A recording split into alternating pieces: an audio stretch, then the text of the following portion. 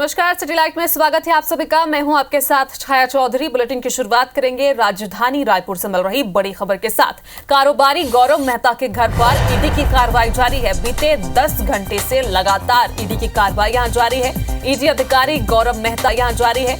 ED अधिकारी गौरव मेहता अक्षय मेहता से पूछताछ कर रहे हैं। लैपटॉप और कंप्यूटर हार्ड डिस्क की टेक्निकल टीम मामले की जांच कर रही है। क्रिप्टो करेंसी घोटाले की जांच करने के लिए मुंबई ईडी की टीम भी रायपुर पहुंची है। महाराष्ट्र में हुए 6600 करोड़ रुपए के क्रिप्टो घोटाले की यहां जांच की जा रही है। तहसीन हमारे साथ फोन लाइन पर जुड़े हुए। तहसीन, अपडेट दीजिए। 10 घंटे से पूछताछ चल रही है। देखिए, जिस तरीके से क्रिप्टो कारोबारी जो गौरव मेहता हैं, इनके आम्रपाली स्थित जो A47 नंबर का मकान है, वहाँ पे ईडी की टीम पहुंची हुई है। मुंबई ईडी की टीम के 7 से 8 जो सदस्य हैं वो वहाँ पहुंचे हुए हैं और सभी जो दस्तावेज और उसके अलावा जो कह सकते हैं कि जो लैपटॉप और हार्ड डिस्क जो मिली है उसकी जो टेक्निकल टीम है उसको जांच रही है। और इसके अलावा अगर बात करें, इसमें खास बात यह है कि ईडी की जो कार्रवाई अंदर चल रही है उसमें सीबीआई के जो अधिकारी हैं वो बाहर उनकी एक टीम खड़ी है। कम से कम 5 सदस्यीय जो टीम है वो अभी उनसे जो हमारी चर्चा हुई, उनका ये कहना है कि जैसे ही ईडी निकलेगी उसके बाद ये अपनी कार्रवाई और जो उनसे जानकारियां लेनी है वो उनसे लेंगे। तो कुल मिला के कह सकते हैं कि कार्रवाई जो है वो रात भर चलने की आशंका इस बात की ज्यादा है, क्योंकि अभी तक अगर बात करें तो ईडी के जो लोकल सपोर्ट जो टीम है वो वहाँ पे उनके लिए जो डिनर और बाकी जो सामान है, जो जरूरी सामान है, वो उन्होंने अंदर पहुंचाया है। तो इससे साफ जाहिर है कि ये जो कार्रवाई है रात भर चलनी है। यहाँ पे बता दें क्योंकि जिस तरीके से जो महाराष्ट्र में जो 6600 करोड़ रुपए का जो क्रिप्टो करेंसी का जो घोटाला हुआ है उसमें ये उसके तहत ये मुंबई की जो ईडी की टीम है वो रायपुर आके जांच कर रही है। जी चलिए, आप नजर बनाकर रखिएगा। तहसीन, आपसे अपडेट लेते रहेंगे। शुक्रिया।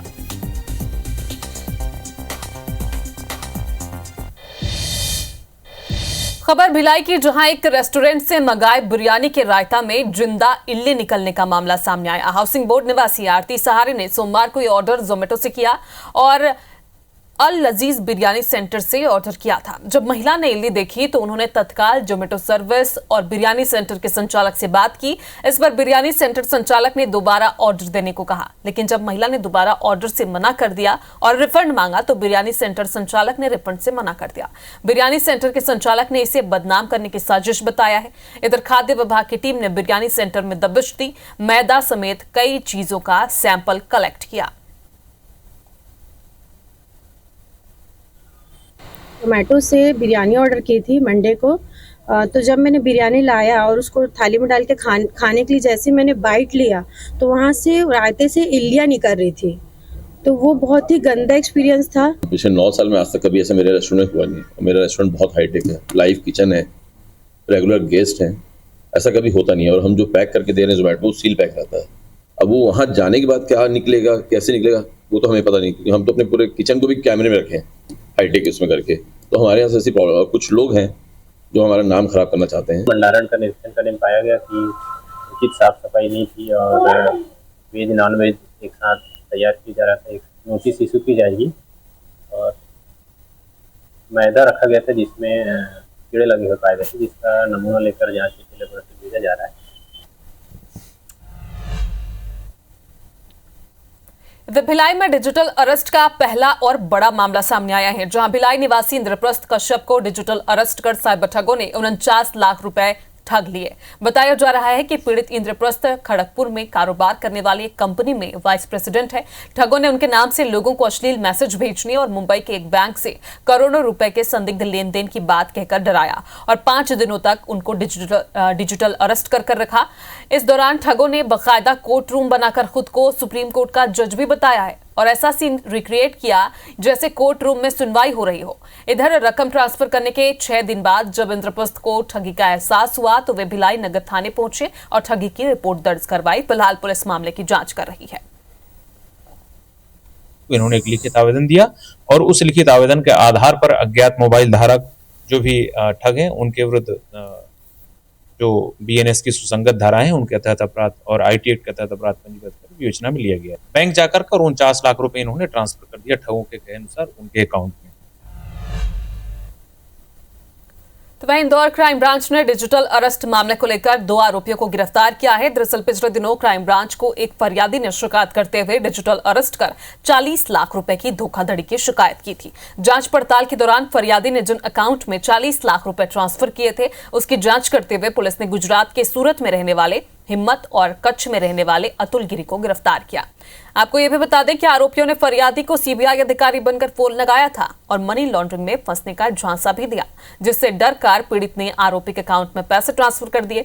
वहीं पुलिस का कहना है कि जांच के दायरे में आए अकाउंट में धोखाधड़ी वाले दिन 1 करोड़ रुपए ट्रांसफर हुए थे, इसलिए और भी लोगों को आरोपियों ने शिकार बनाया। फिलहाल आरोपियों से पूछताछ की जा रही है, जल्द भी और भी गिरफ्तारी हो सकती है। फरियादी था उसका पैसा गया है, बाकी का पैसा, इसका मतलब कहीं ना कहीं उन 2 दिनों में 1-2-3 वारदातें और होंगी डिजिटल अरेस्ट से संबंधित, जो पैसा उसका गया होगा और वो पैसा पूरा ही विड्रॉ कर लिया गया है। अकाउंट में 23 अकाउंट फ्रीज कराए गए हैं, लेकिन किसी में भी पैसा नहीं है। पुलिस लगातार इसमें डिजिटल फुटप्रिंट के आधार पर लगातार आगे बढ़ रही है और जल्दी हम इसके जो मेन व्यक्ति है और जो ऑर्गेनाइज गैंग के उस तक पहुँचे। इधर भिलाई के स्मृति नगर चौकी में फरीद नगर स्थित डेरा बस्ती के लोगों में जमकर बवाल मचाया। भीड़ ने पुलिस पर पथराव किया है, जिससे पुलिस को हल्का बल प्रयोग भी करना पड़ा। दरअसल 33 दिनों पहले पुलिस ने लूट के मामले में आरोपी पिंटू नेताम को गिरफ्तार किया था, लेकिन जेल भेजने के बाद पिंटू नेताम की अचानक तबीयत बिगड़ गई। परिजनों को जब इसकी सूचना मिली तो उन्होंने पुलिस पर मारपीट का आरोप लगाते हुए हंगामा कर दिया। परिजनों ने लगभग 3 घंटे तक चौकी के सामने प्रदर्शन किया। 1 महीने पहले लूट के आरोप में जेल दाखिल हुआ पिंटू नेताम आज काफी गंभीर हो चुका है और अस्पताल में दाखिल है। और अस्पताल में दाखिल होने के बाद परिजन आज स्मृति नगर थाने पहुंचे कि उनका आरोप है कि पुलिस ने मारपीट की, इसलिए उनका बेटा इतना बीमार हो गया और यहाँ पर आकर जमकर बवाल मचाया। यहाँ पर लोगों ने पथराव की स्थिति बनी, पुलिस ने भी थोड़ी लाठियां, हाँ जी, हल्का फुल्का बल का प्रयोग किया। और यहाँ पर जो परिजन पहुंचे हुए हैं, यहाँ बस्ती के लोग यहाँ पर हैं और हम उनसे भी जुड़ते हैं किस तरीके से यहाँ पर जो पूरा मामला यहाँ पे हो रहा है। आरोपी पिंटू की दादी साथ में है। यहाँ पे क्या हुआ आपके बेटे को? बेटा को पहले यहाँ लेके लाए थे, बेटा को लाए थे, चोरी क्या हुआ था मालूम नहीं, तो उसको सजा देना चाहिए। तो उसको ऐसा मारपीट किया है कि कोमा में जाते समय तो वो ठीक था, नहीं था ठीक, हमको मिलने नहीं दिया था पुलिस वाला, वहीं सोया था। आप लोग क्या मांग कर रहे हैं? अभी मांग कर रहे हैं कैसा हमको बच्चा लेकर गया था वैसा ही हमारा बच्चा चाहिए, वही मांग करने आए हैं। पुलिस वालों पे आप लोगों ने पत्थर वगैरह भी फेंका था? पुलिस वाला हम लोग को मारा है, पुलिस वाला के ऊपर हम कैसे मार सकते हैं? फिलहाल चौकी के माहौल को देखते हुए यहाँ पर भारी संख्या में पुलिस बल को बुलाया गया है, लाइन से यहाँ पर बल आ चुका है। सब फिलहाल माहौल यहाँ पर जो अधिकारी है वो अंदर बैठे हुए हैं, ताकि यहाँ पर जब तक माहौल शांत नहीं होगा वो यहाँ से नहीं जाएंगे। कोमल धनेसर, IBC 24 भिलाई। वहीं बिलासपुर में जीआरपी की गांजा तस्करी के सिंडिकेट पर बड़ी कार्रवाई हुई है। गांजा तस्करी में शामिल जीआरपी के 4 आरक्षक लक्ष्मण गाइन, सौरभ नागवंशी, मन्नू प्रजापति और संतोष राठौड़ को सेवा से बर्खास्त कर दिया गया। गांजा तस्करी के मामले में आरक्षकों की बड़ी संलिप्तता उजागर हुई थी। जीआरपी एंटी क्राइम टीम के आड़ में गांजा तस्करों के साथ मिलकर गांजा तस्करी का कारोबार कर रहे थे। आरोपी आरक्षकों का नेटवर्क छत्तीसगढ़ के साथ ही दूसरे प्रदेशों तक भी फैला हुआ है। एसपी के नेतृत्व में जारी जांच में आरोपियों से 15 करोड़ से ज्यादा की गांजा तस्करी और लेन देन की बात भी सामने आई। संलिप्तता को देखते हुए अब 4 आरक्षकों को बर्खास्त कर दिया गया है।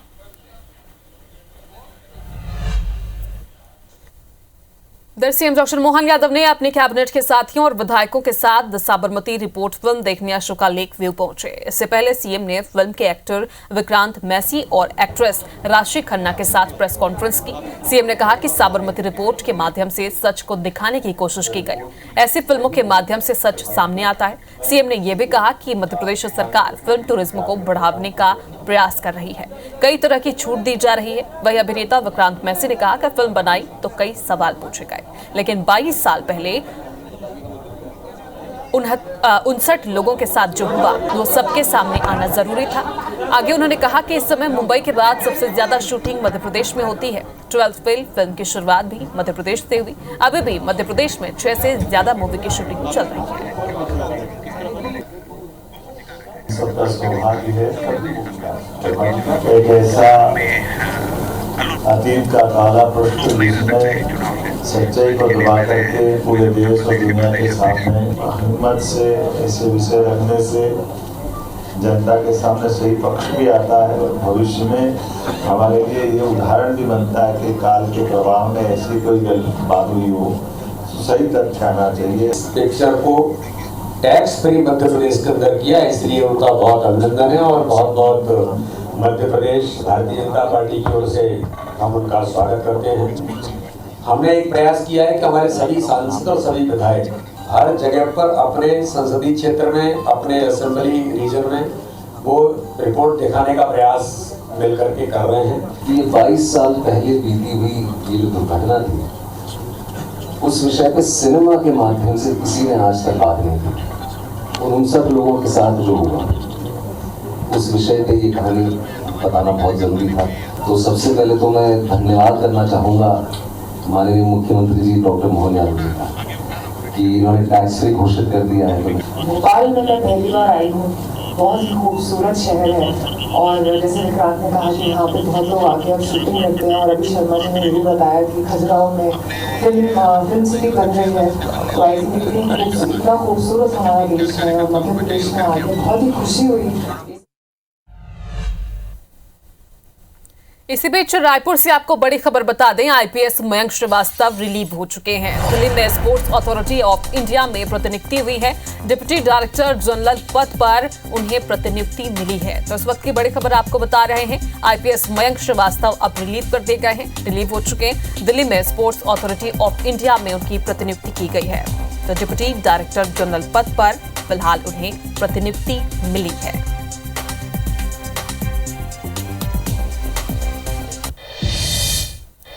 इधर रायपुर में पंडित रविशंकर शुक्ल विश्वविद्यालय के सेवानिवृत्त कर्मचारी अपने हक की राशि के लिए लगातार परेशान हो रहे हैं। इन मार्गों को लेकर विश्वविद्यालय पेंशनर्स कल्याण परिषद के सदस्यों ने आज मौन व्रत धारण कर प्रदर्शन किया। सेवानिवृत्त कर्मचारियों का कहना है कि कई बार प्रशासन को ज्ञापन सौंपने के बावजूद समस्याओं का समाधान नहीं हुआ। सेवानिवृत्त कर्मचारी खिलावन राम यादव को स्वीकृति के बाद भी 10,36,000 सीपीएफ राशि का भुगतान नहीं किया गया। वहीं इस मामले में कुल सचिव शैलेंद्र पटेल ने कहा कि राशि जल्द ही ट्रांसफर करा दी जाएगी। रविशंकर विश्वविद्यालय के सेवानिवृत्त कर्मचारी अपने हक के पैसे के लिए बार बार इस यूनिवर्सिटी के चक्कर लगा रहे हैं, लेकिन उन्हें सीपीएफ की राशि का भुगतान अब तक नहीं हुआ है और इस वजह से आप देखेंगे कि बड़ी संख्या में यहाँ पर जो कर्मचारी हैं उन्होंने मौन व्रत रखकर प्रदर्शन किया है। भैया आप बताइए कि जो सीपीएफ की राशि है वो कितनी राशि मिलनी है और कब से आप लोग रवि के चक्कर लगा रहे हैं? हमारे सेवानिवृत्त कर्मचारी खिलावन राम यादव जी हैं, वो 30 जून को रिटायर हुए हैं। रिटायर होने के बाद उनको पैसा उसी दिन मिल जाना चाहिए नियमानुसार, और जो भी कर्मचारी सेवानिवृत्त होता है उसको उसी दिन उस उपहार के रूप में उसको जो भी विश्वविद्यालय स्तर के जो पैसे हैं वो उसको मिलना चाहिए, लेकिन ऐसी व्यवस्था विश्वविद्यालय करता नहीं है। भैया ये बताइए कि आपके जो पैसे हैं वो कार्य परिषद की बैठक में स्वीकृति भी मिल गई है उस पैसे को मिलने की, लेकिन अब तक नहीं मिल पाए हैं, क्या कारण लगता है? अब उसको तो वही लोग बताएंगे, अब मैं क्या बता पाता हूँ। अब जाके बोलता हूँ तो वही बोलते हैं कि मिल जाएगा, आज मिलेगा, दिवाली के बाद मिलेगा बोला, कल भी बोला कि आज मिलेगा, मिल जाएगा शाम तक, अभी तक के नहीं मिला है। अच्छा, जैसे कि पैसे नहीं मिल रहे हैं तो आप लोगों का जो रणनीति है वो किस तरह से आप लोगों की रणनीति बनी आंदोलन की?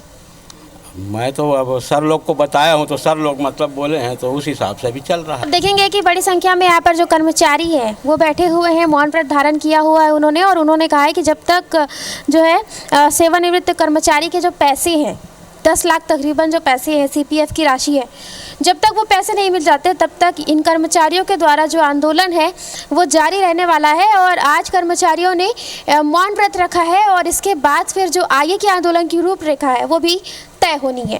कैमरा मैन अजय गुर्जर के साथ सुप्रिया पांडे, IBC 24 रायपुर। रायपुर दक्षिण उपचुनाव में कम वोटिंग के बाद बीजेपी काउंटिंग में एक ईवीएम पर नजर रखेगी। इसी तरह काउंटिंग में गड़बड़ी की आशंका जाहिर करते हुए कांग्रेस ने भी अपनी तैयारी शुरू कर दी है। बीजेपी अपने वरिष्ठ और अनुभव नेताओं की मौजूदगी में 22 नवंबर को काउंटिंग को लेकर एक कार्यशाला रखी है, जिसमें वरिष्ठ नेता काउंटिंग में बैठने वाले एजेंट और कार्यकर्ताओं को काउंटिंग की बारीकी और सावधानी बताएंगे। इसके अलावा काउंटिंग के दौरान होने वाली गड़बड़ी और शिकायत मिलने पर तत्काल एक्शन लेने की तैयारी भी है। इसी तरह कांग्रेस भी अपने काउंटिंग एजेंट नियुक्त कर चुकी है। 21 नवंबर को कांग्रेस भवन में काउंटिंग एजेंट की एक कार्यशाला रखी गई है। देखिए, काउंटिंग को लेकर पार्टी एजेंट लोगों का चयन कर ली है। उनके प्रशिक्षण भी हम लोग एक बार और करेंगे। वैसे जो पुराने टीम के बहुत वरिष्ठ लोग हैं उनको ही हम कर रहे हैं। 14 टेबल की जो जहां मतगणना होनी है वहां हमारे यारो रहेंगे 2। पूरे बूथ वाइज पूरी तैयारी, ईवीएम के जो नंबर्स हैं वो सारे नंबर प्रोवाइड करवा दिए गए हैं। 21 तारीख को इसकी पूरी प्रॉपर ट्रेनिंग करवाई जाएगी। तो इधर छत्तीसगढ़ में नगरीय निकाय चुनाव में हो रही लेट लतीफी के बीच नेता प्रतिपक्ष चरणदास महंत ने साई सरकार पर निशाना साधा।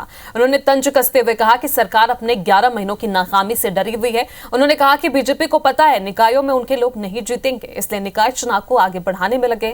महंत के आरोपों पर डिप्टी सीएम अरुण साव ने कहा कि सरकार निकाय चुनाव की तैयारी में लगी है। चुनाव को देर करने की हमारी नीयत बिल्कुल भी नहीं है।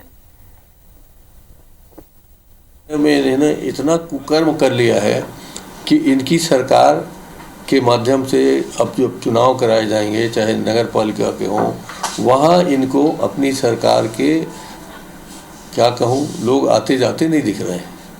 अपनी हार की सामना करने से डर रहे हैं, इसलिए किसी बहाने इसको खिसका रहे हैं। चुनाव आयोग अब मतदाता सूची बनाने का काम कर रहा है, तो सरकार तो चुनाव कराने के लिए प्रतिबद्ध है और सरकार तेज गति से चुनाव की तैयारी में लगी हुई है। कांग्रेस से तो डरने का सवाल ही नहीं है।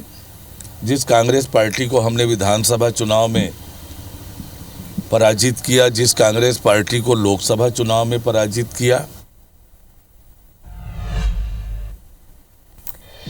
इधर भोपाल में मोहन कैबिनेट की बैठक में कई अहम फैसले हुए हैं। डिप्टी सीएम राजेंद्र शुक्ल ने फैसलों की जानकारी दी है। उन्होंने बताया कि सीएम डॉक्टर मोहन यादव 24 से 29 नवंबर तक जर्मनी और ब्रिटेन की यात्रा पर जाएंगे।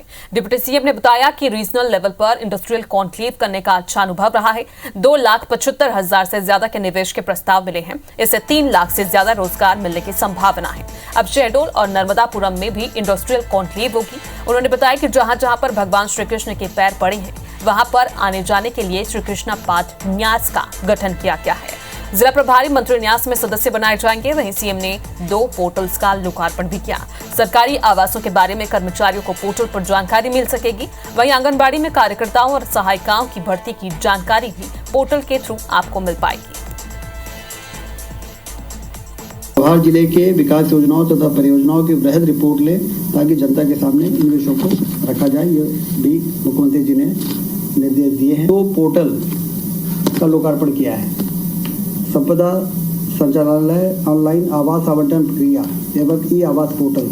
तो ये पोर्टल से अब संपदा अंतर्गत जितने भी शासकीय आवास हैं कर्मचारी अधिकारियों को आवंटित करने में उनको भी आवेदन करना आसान होगा और उनको आवंटित करना भी आसान होगा। इधर सीएम डॉक्टर मोहन यादव ने गांधीनगर में मुख्यमंत्री डैशबोर्ड की कार्यप्रणाली को देखा और इससे संचालन संबंधी जानकारी ली। सीएम ने इस दौरान e governance application, web services, ग्राम और तालुका स्तर के data collection, data integration, data validation, performance measurement और फीडबैक सिस्टम की जानकारी ली। सीएम ने अंतर्राष्ट्रीय वित्तीय सेवा केंद्र Gujarat international finance tech city में सिटी सीसीटीवी सेंटर का अवलोकन किया। आपको बता दें कि गुजरात मुख्यमंत्री डैशबोर्ड एक डिजिटल प्लेटफॉर्म है। ये राज्य सरकार के कई कार्यक्रमों, योजनाओं और प्रगति की निगरानी और मूल्यांकन में सहायक है। ये डैशबोर्ड राज्य के प्रशासन को पारदर्शी, प्रभावी और उत्तरदायी बनाने के उद्देश्य से विकसित किया गया है।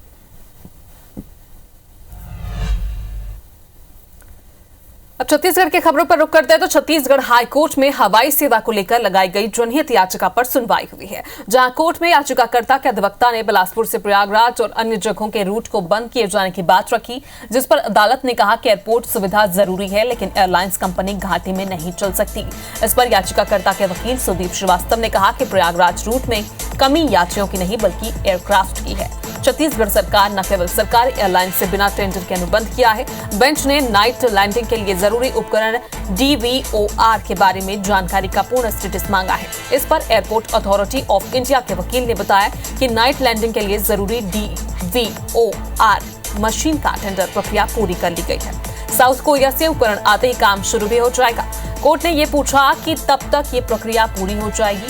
कोर्ट ने इसको लेकर 1 सप्ताह का समय देकर शपथ पत्र के साथ जवाब तलब किया है।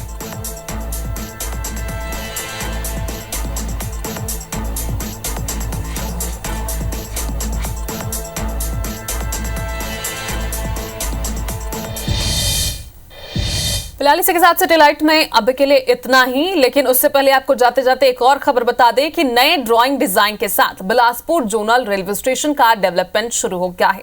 नए ड्राइंग डिजाइन में स्टेशन के ऐतिहासिक इमारत को भी शामिल किया गया है। लगातार स्टेशन के वर्षों पुराने ऐतिहासिक बिल्डिंग को सहेजने की मांग की जा रही थी। अमृत भारत स्टेशन योजना के तहत 392 करोड़ रुपए स्टेशन के रीडेवलपमेंट पर खर्च किए जा रहे हैं, जिसमें अत्याधुनिक यात्री सुविधाओं के साथ एयरपोर्ट की तर्ज पर रेलवे स्टेशन का डेवलपमेंट किया जा रहा है। रेलवे स्टेशन के न्यू लुक का जायजा लिया है IBC 24 के संवाददाता जितेंद्र थवाइट ने।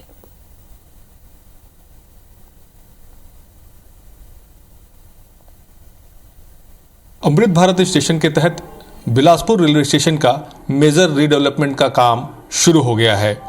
इसका फर्स्ट लुक सामने आया है। मॉडल के जरिए हम आपको दिखाते हैं कि देखिए रीडेवलपमेंट के बाद बिलासपुर रेलवे स्टेशन किस तरह से अत्याधुनिक सुविधाओं से लेस होगा।